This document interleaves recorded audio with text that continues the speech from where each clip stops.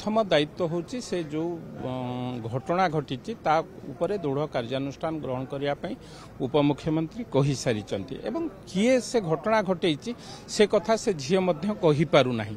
तेणु आम समस्तंकर दायित्व किभली भाबे ए घटना जो माने घटे थिबे तांको उपरे एक्शन हवा दरकार एवं से झील प्रथम सर्वप्रथम काम से झील सुस्थ हवा दरकार बा ताको ट्रीटमेंट हवा दरकार।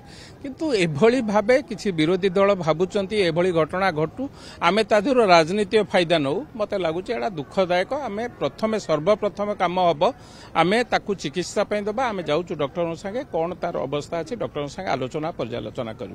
तेणु निश्चित भावे घटना रे मते लागुची जो जो माने घटेइतिबे तांको ऊपर तो एक्शन हबो किंतु ताकू ट्रीटमेंट पई तार चिकित्सा पई टिके समय दियंतु।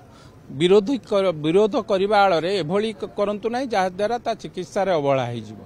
तेणु ताकू संपूर्ण भाव छाड़ी दिंतु एवं डॉक्टर संगे जदि आपण मानकर किछि जानिबार अछि आमे तो डाकुचु विरोधी दल वाला डॉक्टर पाखु आसंतु से सीधा सड़क भाव तांको कहि देई परिबे। आमे डॉक्टर पाखु जाउचु आलोचना पर्यालोचना करी तार परिस्थिति देखिबु एवं ताकू किभली भाव उत्तम चिकित्सा मिल पारिबो से विषय व्यवस्था करू।